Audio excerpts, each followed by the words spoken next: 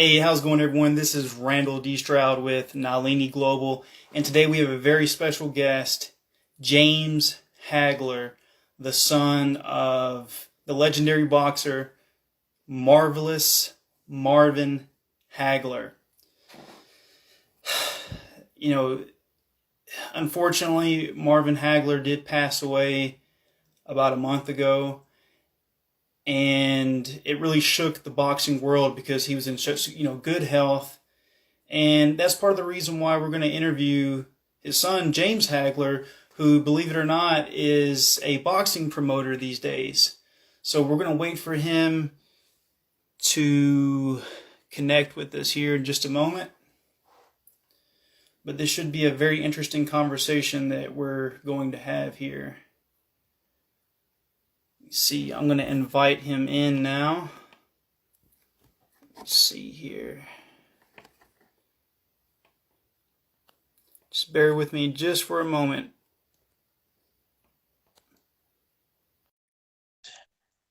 He should be connecting with us shortly. There he is. He's in. Hey, what's going on, man? Hey, what's going on? So I just gave you a great introduction there. You are Okay. James Hagler, the son of the legendary boxer, Marvelous Marvin Hagler. And you, in your own right, are a businessman and a guy who has a lot of ventures and things going on for yourself that we'll get into. But first and foremost, I'm going to go ahead and say what's on everyone's mind and just say my condolences, man. This death was a loss not only to you and your family, but to the boxing world, and he was inspiration for so many of us. Me, myself, I've been in boxing and martial arts since I was a little kid, and I used to just watch all of his training montages and, seeing that hat that said war on it, I was like, yeah, every morning that we wake up, man, we're going to war and we're trying to, conquer our dreams. And Marvin Hagler, man, just something was so special about him. And I just want to give my condolences, man. And I'm so sorry that you're going through this. Thank you. I appreciate that. One thing about that war hat, that was actually my idea. I remember that day. Wow, really? Yeah, I remember that day he comes into my room because at the time in Hanover, Massachusetts, where we were living, in my room I had the pictures of all the fighters, Tommy Hearns, all of them on my wall. And one night he comes downstairs and he comes in my room and he looks at my wall and he says, wow, he says, this is going to be a tough one right here. I said, yeah, Dad, it's going to be war. And he said, okay. And he was like, well, can I take that picture? I was like, why you want my picture? He said, because I want to put Tommy Hearns up all over my training camp because I'm going to punish him. You know what I'm saying? And then you're right, this is going to be war. And the next thing you know, he's got the hat war and he's got the shirt war. I was like, wow, it was something else, man. I was like, okay. Man, so a lot of people don't realize this, but, your dad spent a lot of time in Brockton, Massachusetts, and that's also the hometown of Rocky Marciano. And anybody who knows boxing knows that Rocky Marciano, he won all of his fights by knockout, and your dad won like over 90% of his fights by knockout. So what is it about these Massachusetts fighters that make them so tough and such hard hitters? Well, you gotta go back to history. So, boxing started out there in Lowell, Massachusetts. And at one point in time, all the tough fighters came from the East Coast. You know what I'm saying? So that's how that started. And then it branched out a little bit towards the South and the West Coast. But that's how it all started. And we lived in Brockton. We're from Brockton. I'm from Brockton. I've been living there all my life. I was born there. And my dad came to Brockton. He was born in Newark, New Jersey. And he was getting in, as a kid, he was getting in trouble. So my grandmother had to move him out of New Jersey to bring him to Brockton. And that's how it all started, from right there. Well, one of my favorite boxing matches is Arturo Gatti versus Mickey Ward. And Mickey Ward is from Lowell, Massachusetts, Yeah. I mean, just something about that area, man, just breeds just tough guys. Well, But there's a lot of Irish people out there too now. That's true. Our Irish people, man, like they got them Yeah. hands too. Oh, no But doubt. give us a little bit of insight, because Marvelous, the Marvelous One was your father. Did he ever share any stories with you about his motivations for getting into boxing in the first place?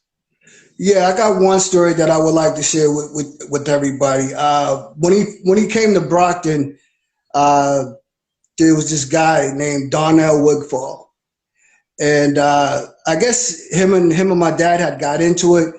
Donnell was a little bit jealous of him, from what I hear, and kind of bullied my dad, put my dad in the hospital.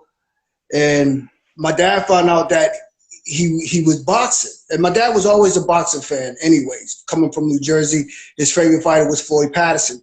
So he heard that Donnell was boxing at the opposite gym, and so he was like, "Well, you know what? I'm gonna get in shape and I'm gonna learn how to box and I'm gonna beat that guy's butt."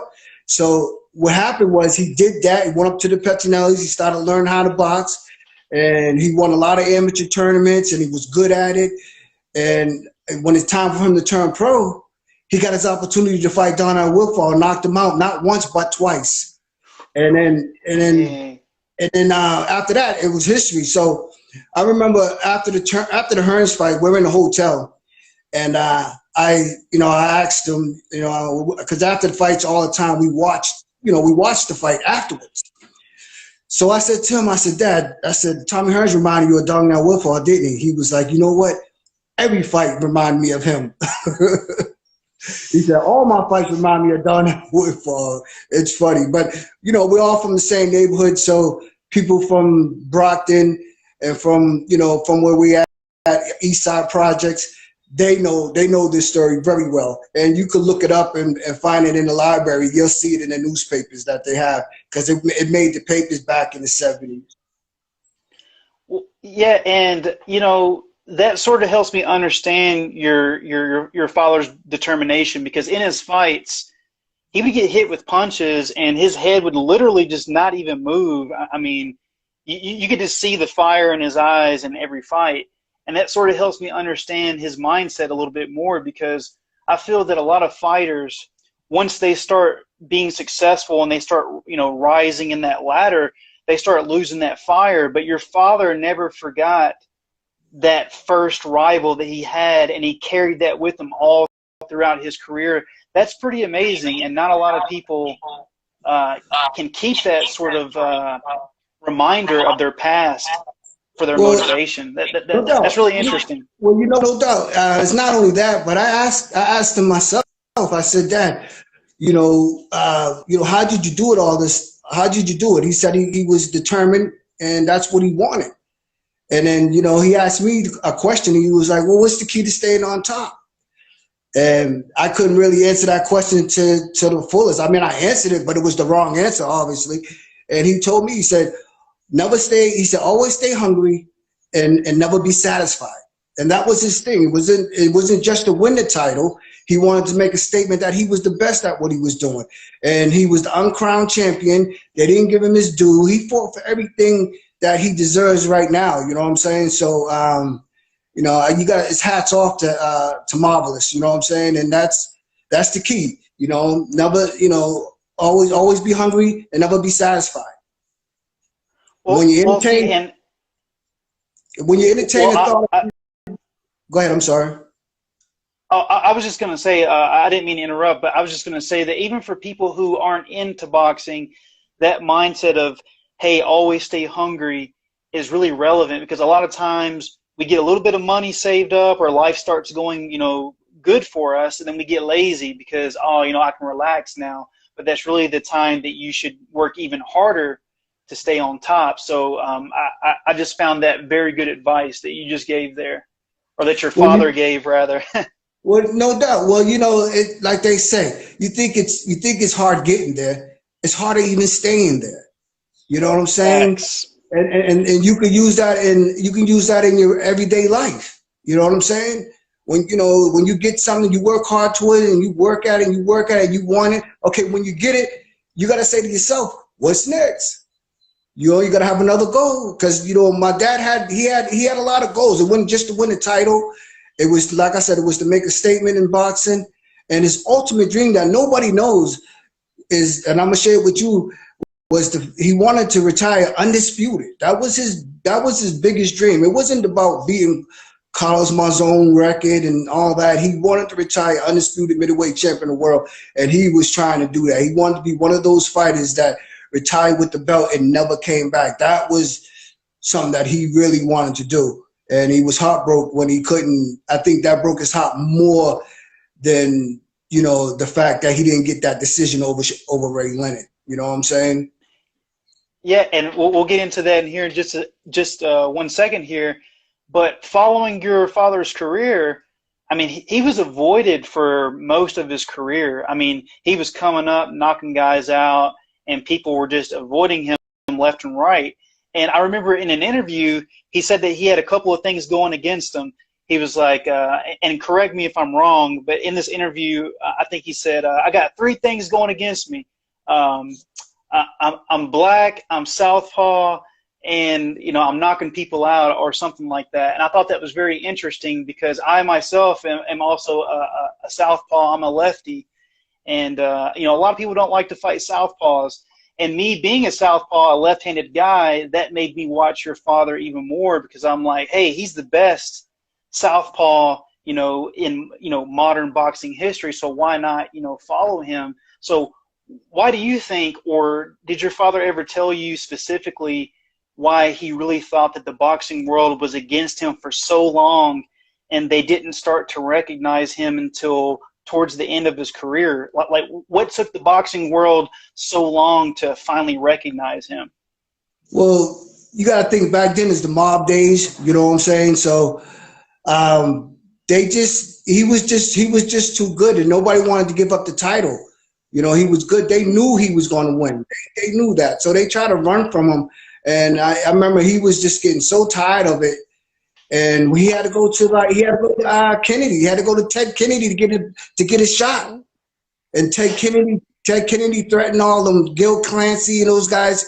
He threatened those guys. He said, listen, you don't give this guy a chance, a shot at the title. We're going to open up a full investigation on all you guys. And that's how he got the shots.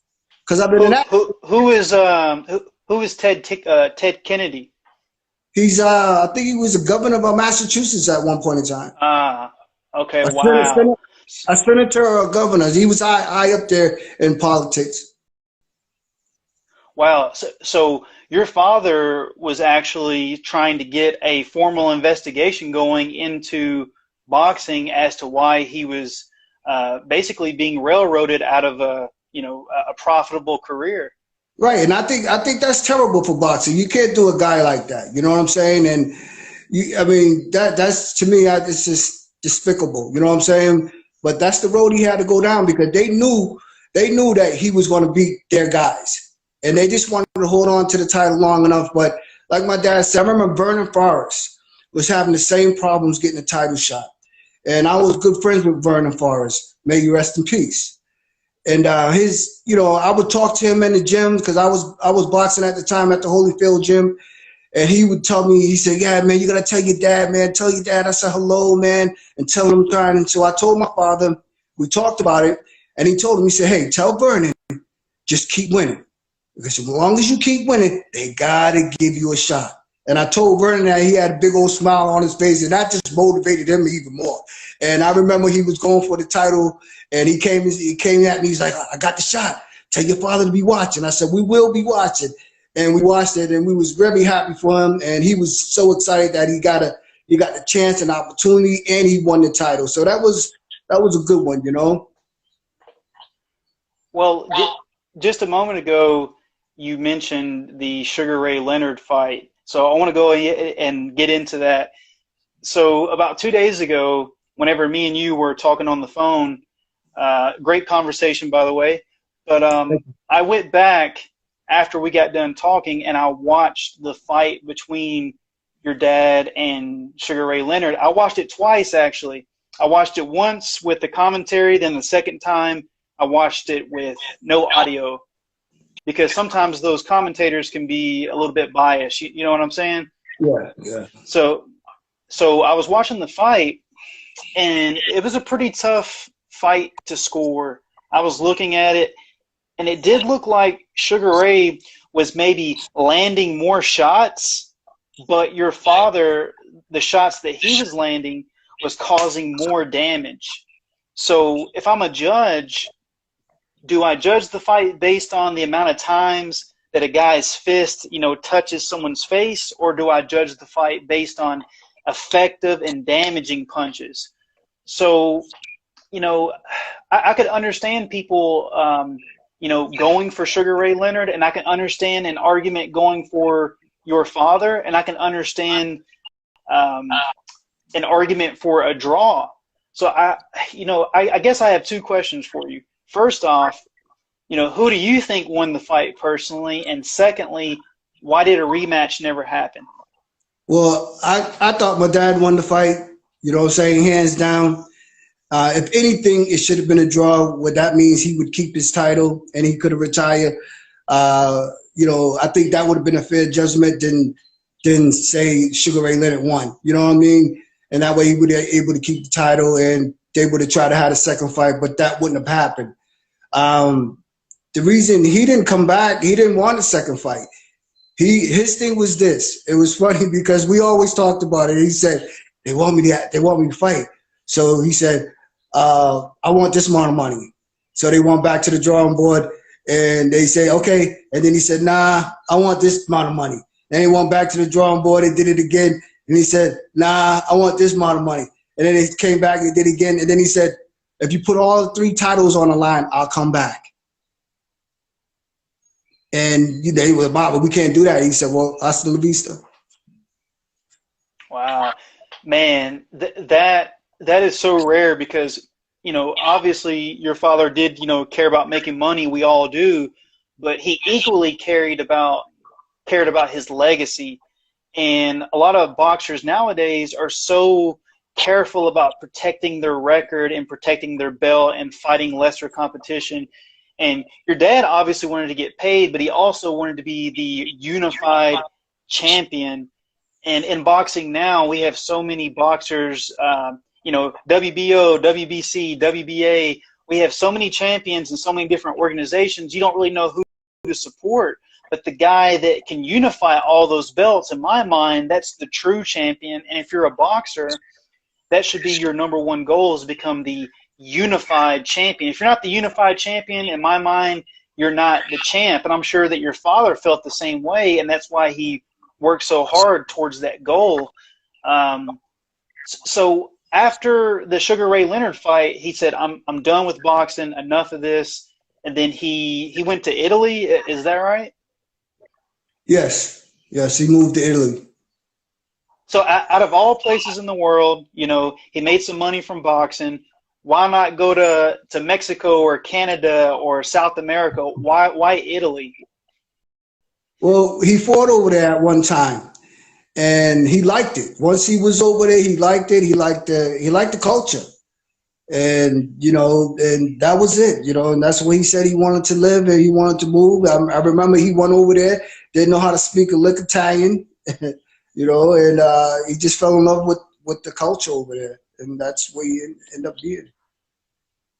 Did your father ever talk about the treatment of black people in Italy? Because as we all know, back in the 1960s and 70s and the 80s, things started to turn around a little bit. But I mean, even to this day, there's still a lot of racial tension in America. How was he treated over there, even though he had darker skin?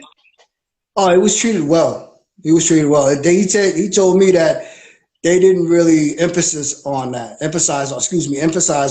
So he was okay with it, and he really rarely talked about that.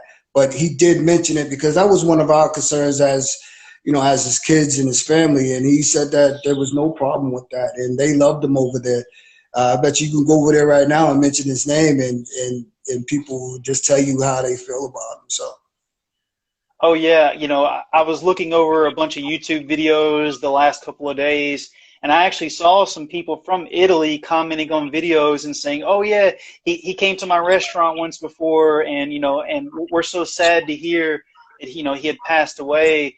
I mean, so obviously, he was well liked in those communities over there, and that's very encouraging to hear. And unfortunately, the United States is a very multicultural country, but we can't seem to get along for some reason. But hey, here we are, me and you talking to each other. We don't have a problem. Maybe the media blows some of this out of proportion. I mean, I don't know. That's a whole rabbit hole that we can go down.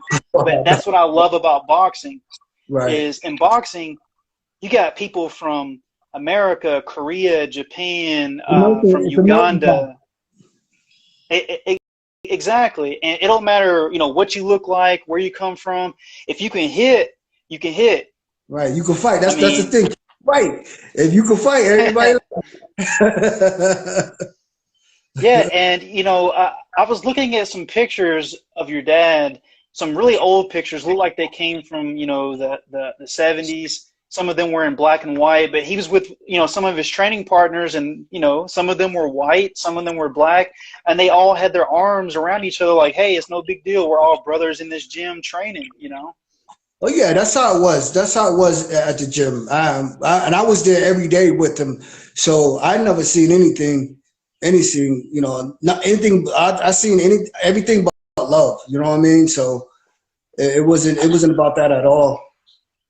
Well, there's one unpleasant thing that I want to get out of the way in this interview, and we can just move over it real quickly. But there's all kinds of conspiracy theories all over the internet about, your dad took a COVID vaccine and that's the reason why he passed away and whatnot. Me and you talked on the phone, and, you're basically asking the public to respect your family and their privacy and let you guys, deal with whatever. But he passed away, and that's all the public needs to know. And we need to just focus on his legacy and who he was as a man. And that's really nobody's business. I mean, is that pretty much a fact?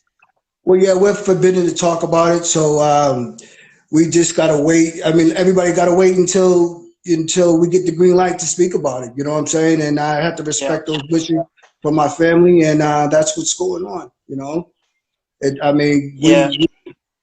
don't like the outcome of this whole thing anyway. So we're like, wow, Yeah, and it's not always about how someone dies. But whenever someone does, pass away, like I actually had a good friend of mine. He died on Christmas Eve last year, and he had coronavirus and other health problems. But it's really sad, But it doesn't matter how someone leaves this earth. Once they're gone, and all we have left is their memories. Right. And the only way that we can keep that person alive is by talking about them as we are, right now. But moving on from that negativity, I have to ask you, really curious, and I'm sure lots of other people are too. I mean, your father was a boxing legend. I mean, Marvin Hagler. He had to have trained you at some point. Am I right? Oh yeah, of course. So did you ever get a chance to, compete on a professional or amateur level, or did you just do it for fun or exercise, or what was your involvement in the sport of boxing? Well, when I was a kid, I would always go to the gym with Dad all the time. And, I would just sit at the table ringside and I would draw. And then I got bored with that. And then I started falling asleep. So he was like, okay, no sleeping in the gym. So he gave me a bunch of workout stuff and I started working out then. And I fought amateur and I fought on the Vander Holyfield team. We went to the regional. I was Georgia State champ 2 times. And and I never got a chance to turn pro. And, it was difficult for me because Dad didn't want me to box. And he said if I was going to do it, I was going to be on my own. And I didn't start boxing competing until I was like 21, But all of us kids know how to fight. He taught everybody. My biggest thing with him was when we was in the gym, if I was jump roping in front of the mirror, he would come over and jump rope with me. I loved it that, We're both jump roping in the mirror. And he always used to, because I'm a lefty too. And he used to always try to teach me to do it the right way. I remember his words was like, you got to learn how to do it the right way. If you don't learn how to do it the right way, you develop bad habits like me, and then you can't change them. And every time he would leave, I would switch back. He'd come back and say, hey, turn around. And I just kept doing it because I told him, I said, I felt comfortable doing it this way. And after that, he just left me alone. You know, I found something very interesting. You know, so my father, he does, you know, carpentry, like he does flooring and all kinds of stuff like that, and he's really good at it. But he never wanted me to you know, do that. He's like, oh, this is hard, back-breaking manual labor. You're smart. Do something different. You know, so parents always want their kids to have an easier time than they had. But even though you ended up not turning pro, I understand that you have dipped your toes into the promotion side of boxing. Well, yeah, I remember I had a lot of conversations with my dad. I mean, we got in a lot of arguments. You know, there was a lot of times that me and him, we didn't see eye to eye on things, and you know, we had our disagreements. You know, because we were a lot alike. But I remember talking to him, you know, crying to him, like, why? You know what I'm saying? And he was just like, I don't want you to do it. You know, I don't need you to do it. Why don't you do something else? His biggest thing, he wanted another sports figure in the house, like football, basketball, baseball, you know, something different. You know, take the name to another spot. And I remember when my son was playing football, he got a scholarship to come to Massachusetts. I can't think of the name of the school, but he went up there and he played football. My dad was very excited about that, and he was rooting on and stuff. But you know, like I said, he just wanted something different for us, and he didn't want us to go down that road where he was at. You know. So how did you get involved in the promoting side of boxing? So I understand that you have your own promotion company now. Well, what happened was, since that happened with Dad, when we talked about it, he was telling me, he was like, well, you could do something else in boxing. You don't always got to be a fighter. So we went through this whole list. So I just started shouting out things. I said, what about boxing commission? Nah, too much headache. What about boxing inspector? Oh, they don't get paid that much. You know what I'm saying? And I just went down a whole list. And then I said, what about boxing promotion, Dad? And he was like, I could see you doing that. So I started to get involved in that in 2007. And I was having some issues with a girlfriend that I was living at. And this is weird. This is really weird what I'm about to tell you. So the thing was for me to come to Ohio. And I had a tour. I was going to Cleveland, Toledo, Cincinnati.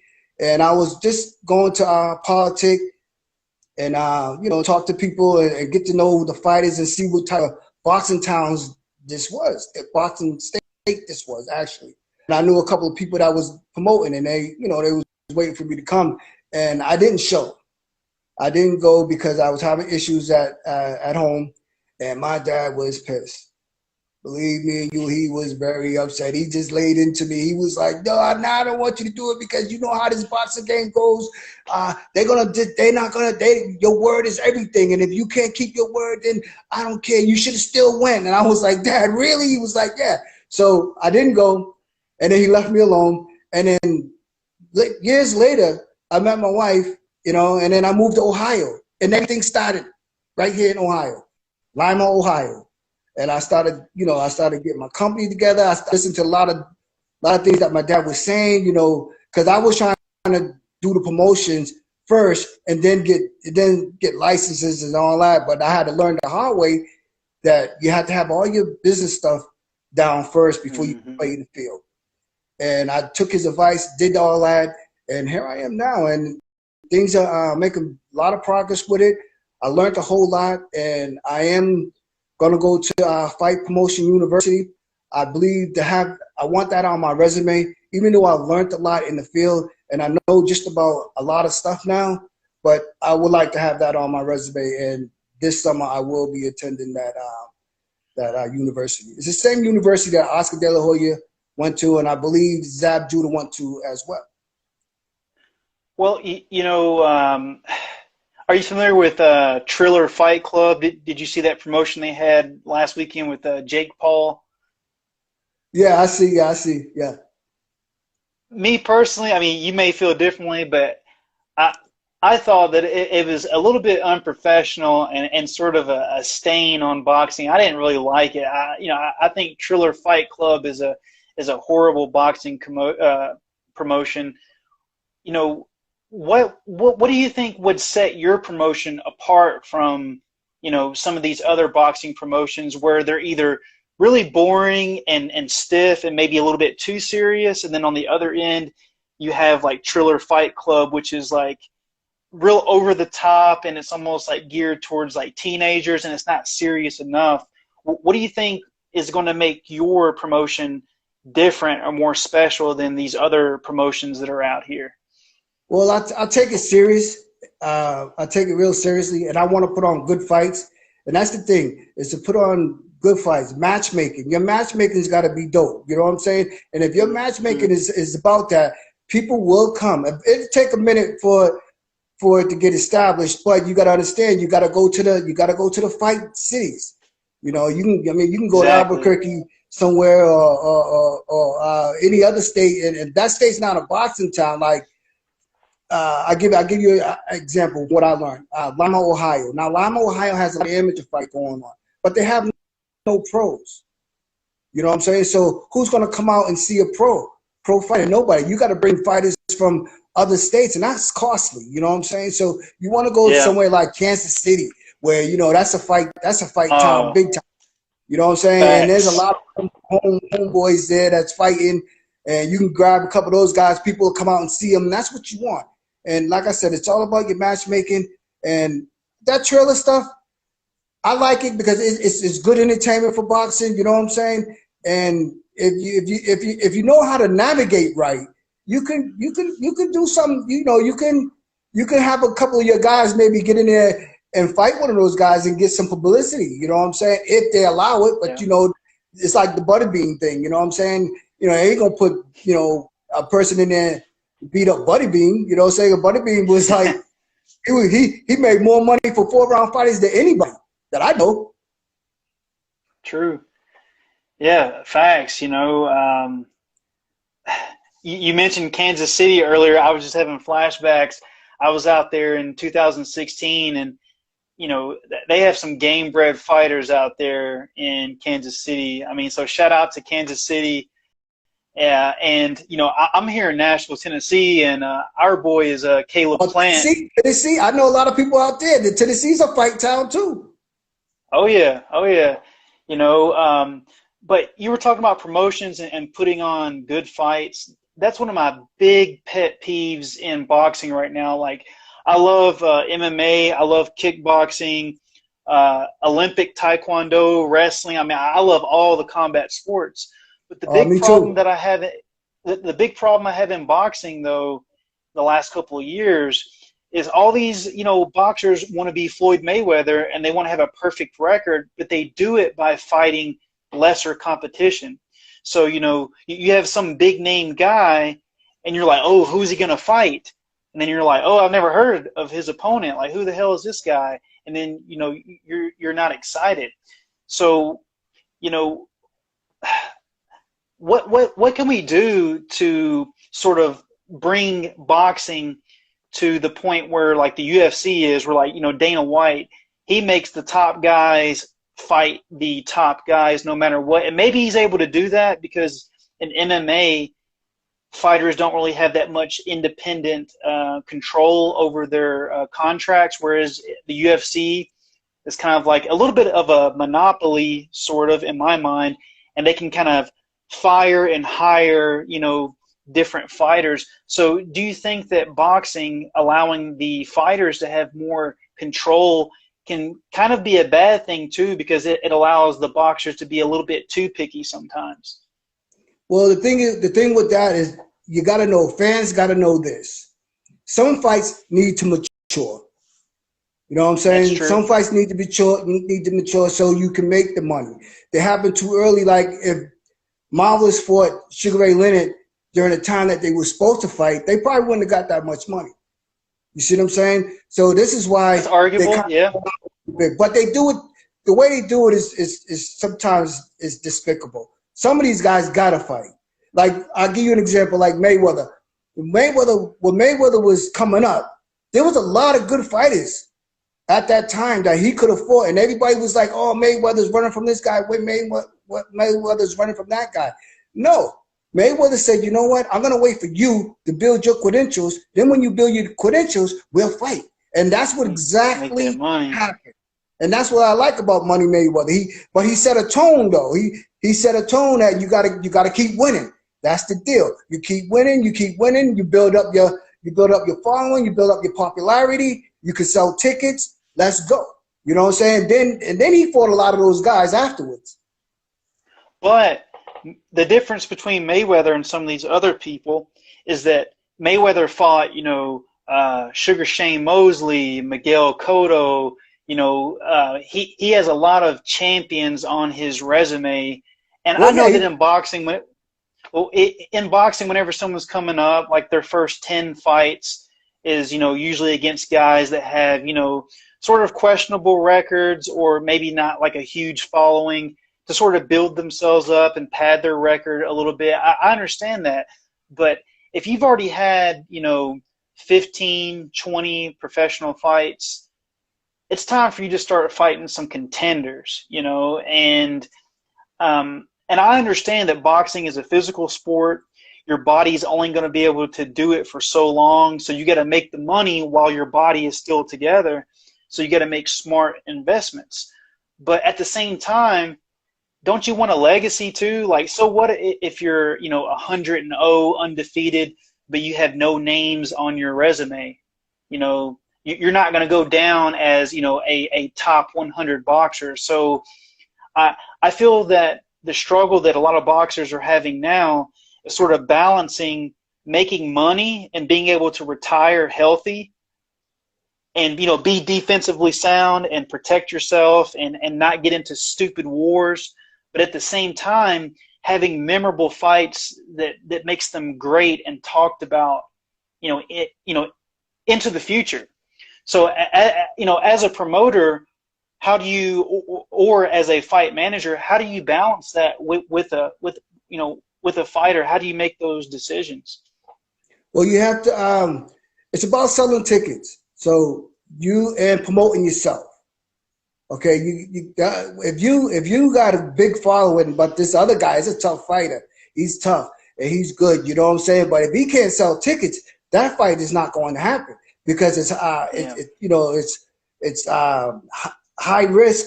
Low risk, high reward. You know what I'm saying? So you want to be able to, go ahead. Well, I was going to say Jake Paul. Even though he's fought a YouTuber and a basketball player and a retired MMA fighter who wasn't good at striking, he was mainly a wrestler. Jake Paul made, like millions of dollars, and he's only fought 3 professional fights, but he has a huge following, and that's why all these fighters are calling him out because they know it's going to be money for them. So, well, of course, he's able to sell tickets. You know what I'm saying? Fighters don't want to fight somebody that's a high risk and low reward. They don't want that fight because they got a chance of losing. So if you got a chance of losing, you want to get really compensated for that. You want to get some money for that fight because it's a tough fight, and every time you get in the ring, you put your life on the line. So it's got to be worth it to the fight. Sometimes that's why these fights don't happen. That's why people, that's why you got fighters fighting these lame fights. They're trying to stay on top. They're trying to keep their following or their popularity to a certain extent, but a lot of them don't like to promote themselves. You got a lot of good fighters out there like Demetrius Andre. They don't really like to promote themselves, and they wonder why they can't get the fights that they want. And especially if you're good, and if you're good, and nobody wants to fight you, it's probably the reason is because you can't sell tickets. You're high risk, low reward. Well, a really good example, we were talking about Massachusetts fighters earlier. Mickey Ward, I'm really happy for him because, that movie The Fighter came out with Mark Wahlberg portraying him. He made some royalties off of that, and he had those big fights with Arturo Gatti, and I think he made like $2 or $3 million from those fights. But Mickey Ward was in a lot of wars, and even to this day, he has some vision problems, and he actually had to get brain surgery, if I'm not, if I'm not mistaken, and I'm pretty sure that I'm not. But he's had a lot of surgeries and injuries, and now that he's older, he has to live with that. And as fans, we're cheering in the moment saying, yeah, yeah, but then after the fight is over, that fighter has to go on living his life. And if he's not compensated, then that's why you hear the story of so many boxers who end up becoming taxi cab drivers, or you see them working as a janitor or working in a restaurant. And then, you know, there's nothing wrong with those jobs, but at the same time, it's like you were a world champion and now you're, you know, working as a taxi cab driver. Like, what happened? You know, Well, and it's because they weren't smart with their career, and exactly with what you're talking about. So you do got to balance, you know, taking tough fights so that fans respect you, but also making enough money so that you can live comfortably later in life. well, it's about, you got to know, a lot of these fighters, you got to understand, a lot of these fighters, their job is just to fight. So they don't understand their finances. You know what I'm saying? So if they don't invest well, they don't take care of their money, you'll see them at the restaurant or you'll see them at the gas station pumping gas. And, you know, that needs to change. And that's why I like one of the organizations that I'm affiliated with is the ABA, American Boxing Association. And what they do, they give their fighters IRAs.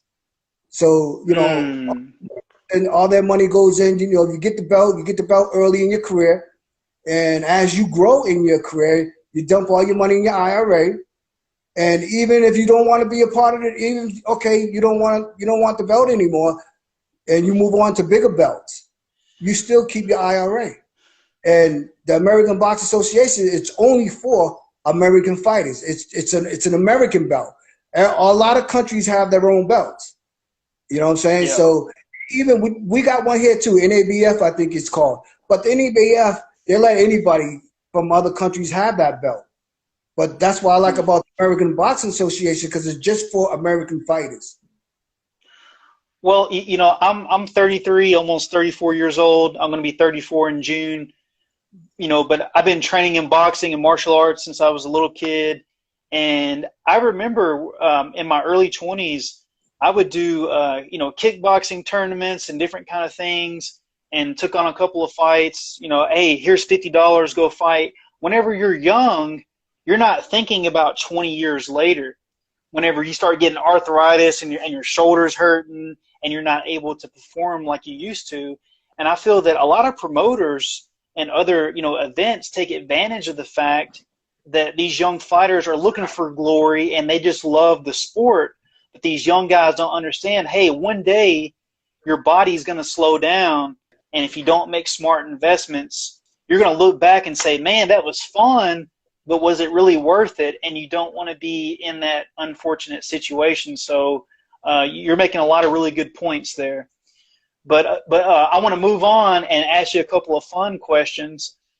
Being a fellow boxing head and coming from boxing royalty, your father being, you know, marvelous Marvin Hagler, who are your top 10 favorite boxers? They don't necessarily have to be the top 10 greatest of all time, but who are 10 boxers that you take a lot of inspiration from or just really look up to? And if 10 is too many, you know, you can knock it down to 5, whichever one you want to do. Well, I have a lot of them. I mean, I like Joe Louis. I like Rocky Marciano. I like Jack Dempsey. I like Jack Johnson, John L. Sullivan, Ray Robinson, the Mongoose, you know what I'm saying? Ali, Mike Tyson, Evander Holyfield, you know, of course, my dad. I like Tommy Hearns, you know what I'm saying? I even like Sugar Ray Leonard for what he did in boxing, and the Mayweathers. So it's a lot of them. You know, there's a lot of guys that I give respect to, and then I watch a lot of their fights. You know, it's funny, right?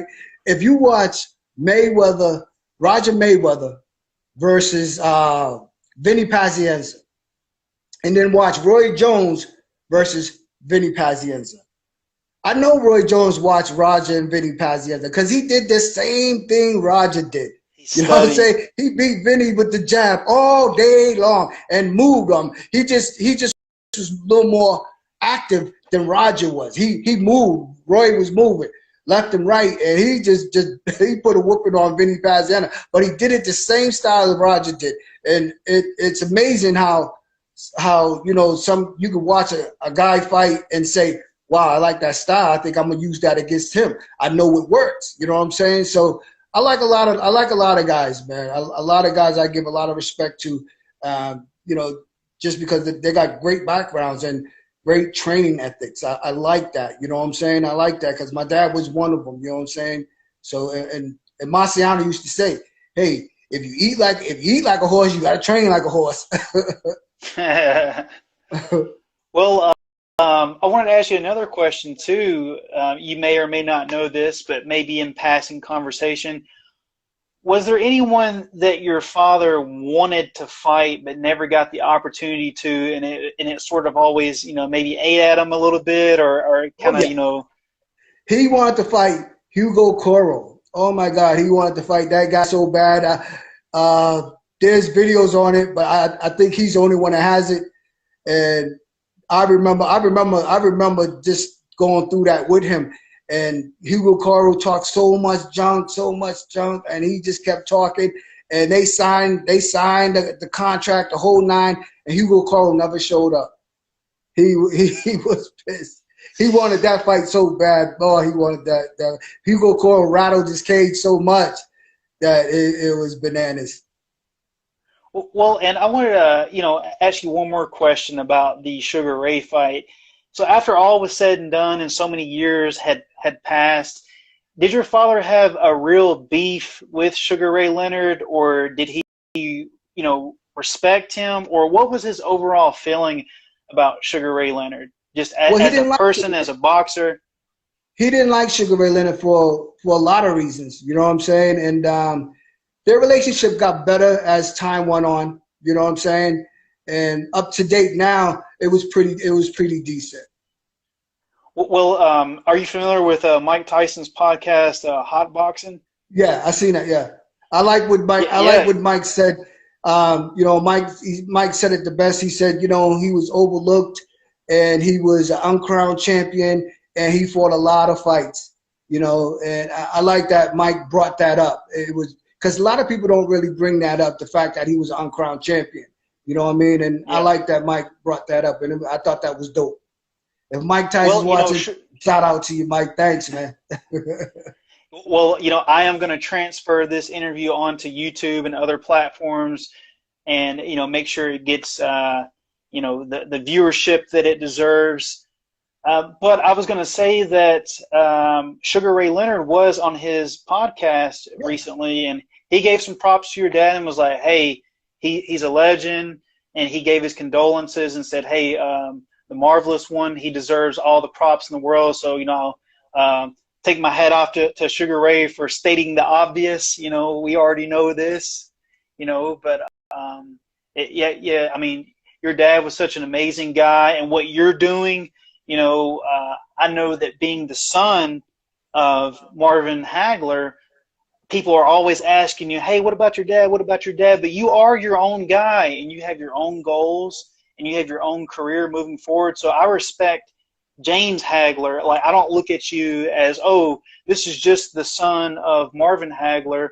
You know, I enjoy talking with you. You're obviously a very knowledgeable boxing head. You know, you've done some boxing yourself, and I'm so happy that you've started this boxing promotion, because someone like you obviously care about these fighters, and I'm glad that you mentioned the fact that fighters need to start an IRA and a savings, and you know, protect themselves for retirement. So even though if you do end up becoming a very successful promoter, which I'm sure that you will, I suspect that you'll be looking out for these fighters too, and you won't be afraid to pull him to the side and say, hey man, I'm worried about you. So do you see yourself sort of being that sort of father figure for these young up and coming fighters and treating them fairly in your promotion? Of course, that's what it's all about. It's all about, teaching the fighters about their money. You know what I'm saying? And I'm about that life. And I told my dad once I got involved in this that I would do that right.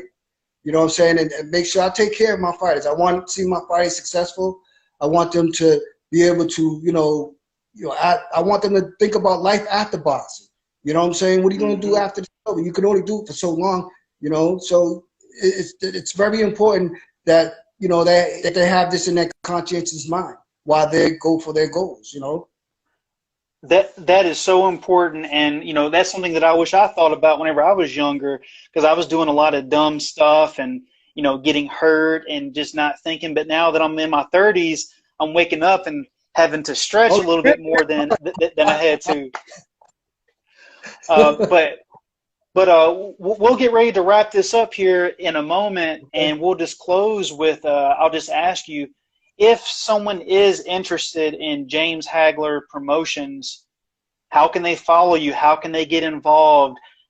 For investors out there, how can they, help, push you up? Or if there's a fighter watching and they want to be in your promotions, so throw it all out there at us. James Hagler Promotions. How do we get involved? Well, you can always go to my Facebook page or Instagram. You could DM me or message me. I always check all my messages, and I think my phone number is up on there too. You can always, give me a call, and we'll chop it up and see what we could do. And another thing too that I almost forgot this. I'm glad that I remembered, but I believe it was you who started a petition on the internet to get a statue built of your father in Brockton, Massachusetts, to be next to the Rocky Marciano statue or something along that lines. Is that correct? Yeah, we got a petition that's going on social media. Just sign it. And the thing is about that, they were talking about it. They are talking about it. And the place where it probably is going to go is Massasoit College. My dad had a college fund for kids there, and he was affiliated with Massasoit. So people were saying that that's where they would like it to go. I like the idea myself. Well, I'll be signing that, and I'll make sure to share that around and make sure many people see it. And I guess my final question for you is, just in a minute or so, if we can just sum it up, or however long you want to go, no time limit here, but what's the final thing that you want people to really remember about your dad? That, of course, he was an amazing boxer, but just overall as a human being, what is the life lesson of Marvelous Marvin Hagler, and what should people remember about his essence and who he was and what he, brought to the world? What do you want the world to know about him specifically? Is that he had compassion for everybody, and he was a good guy. You know what I'm saying? And he did everything the right way. He was very disciplined. You know what I'm saying? And he went after what he wanted. I just want him to be remembered as his legacy and the fact that he was a good man. All right. Well, rest in peace, the marvelous one. Big fan right here. And now I'm a big fan of you, and I'll be watching your moves in the boxing world, and everywhere I go, I'll be praising your name, and you'll be building a brand new legacy that is unique to yourself. So the way that we talk about the marvelous one, Marvin Hagler, as a boxer, hopefully in the future we'll be talking about James Hagler being in the same category as, an Al Heyman, or, one of those guys being one of those top names in the name of boxing promotions, and being well known for being fair and compassionate and having all those qualities instilled by your father that transformed into the promotions world. So I definitely look forward to seeing what you bring to the table in the next couple of years in the boxing world. Now that we're coming out of this coronavirus pandemic, things I are can't starting to wait. get a little bit, things are starting to finally get normal, and then we can start having some big events. So in closing, before we end this, just tell people again, how can they get in touch with you? Well, you can go to my Instagram, James Hagler Promotions. You can go to Facebook, James Hagler. And you can go to LinkedIn, James Hagler Promotions. And you can All DM right. me, you can message me, or give me a call. Okay. All right, man. Well, that's all the questions I have for you. Amazing interview. Maybe we'll do this again in the Can I future. tell you one story? Okay, sure, sure. All right, I want to tell you a story. This story, right? Because all of us kids know how to box, right? And this is the first time that we found out. I mean, we boxed our sister before, so we boxed her before. But this is the first time we found out that she was a killer, right? And we're in Brockton. This is 80 Darren Drive, that's where we live. And we got friends over. And anybody knows me, when you come over to our house, you can't leave unless you put the gloves on. So I got all the kids out there boxing. So it's time for my sister to box. So my brother Monk and Champ, they're in her corner, and I'm the ref. And then my cousin Hershey has his friend boxing. So I went over to him and I said, "Hey, take it easy. This is my sister. He's a little older than her, and he's kind of tough kid." He said, "Don't worry about it. I got this. Don't worry about it. We're gonna have fun." I said, "Okay, cool." So the bell rings. My sister just opens up a can of ass whooping on him. I mean, like Tommy Hearns and Marvin's Mama Hagler fighting. And me and my brothers, we looking at each other like, what the hell is going on here? And she's beating him up. He had to stop fighting back, because if he didn't, he was going to get nailed into the ground. So the bell rings. So I goes over to him. I said, "Hey, what's up? What's that, man?" He says, "Wait a minute, man. She tried to kill me, man. I can't do that. She tried to kill me, man. I got to fight." I said, "Okay." So we ring the bell again, right? My sister nails him again and gave him a bloody nose, the whole nine. So the fight's over. They did 2 rounds, 2 minutes. So I goes in the house, and my room is by the bathroom. I go use the bathroom, and my dad's in my room. So he says, "Come here." I thought I was in trouble. He said, "Why you do that?" I said, "What are you talking about? She tried to kill him." He said, "I know. I was watching it from the window." And he was cracking up. And and he said, "Don't put the gloves on Celeste no more." It was funny. He was so Hey, proud to see his daughter kick ass that it was unbelievable. see, our generation today has gotten so soft, and nowadays, everything is considered, oh, that right there is too rough. Like, don't spank your kids and all this kind of stuff. But hearing stories like that really makes me smile, because nowadays we see less and less of that. But stories like that, man, just character building. And even though she's a girl, she obviously has those genes flowing through her, and Yeah, she can make she. something Yeah, happen. she. I mean, if she boxed, she would have been good. This is her. It's her. My sister Celeste, my brother Monk, and Sherelle. Sherelle's the baby. If you fight them, they're like Mike Tyson. Either they're gonna knock you out, or you're gonna knock them out. There's no playing with them. There's no in between with them. They're rough. They're real mean and nasty when they put the gloves on. Unbelievable. Well, anytime that I'm out, in the streets and just living life, if I, end up bumping into someone and I see that their name tag says Hagler, I'm not going to take any chances. Like, look, you might be related, so I'm just going to move on this way. You know what I'm saying? I mean, but yeah, man. um, But it's been a pleasure talking to you, man. Great stories. I mean, I could talk to you for hours, man. And we'll have to do this again sometime in the future. But like I said, I'll definitely be following your promotion companies and everything that you're doing. And just thank you so much, man. It's been a real treat just hearing stories about your family and your upbringing, about your dad. And later on this weekend, I'll probably go and watch some more of his fights now that I have some of these stories some in my insight. mind.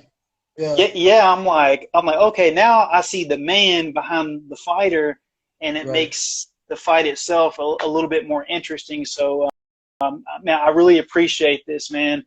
And I'll be uploading this, like I said, on YouTube, Spotify, all the platforms and make sure that we get these stories out here, because these stories is how we keep your father's memory alive, and it's how we promote your brand and what you're doing, and we can make sure that you become successful in your endeavors as well. So thank you so much for coming on, and we're going to end this transmission. So thank you very much. Thank you for having me. And I want to say one thing before you go. I hope to see you guys at the memorial. I will be giving a speech, and the memorial is May 23rd.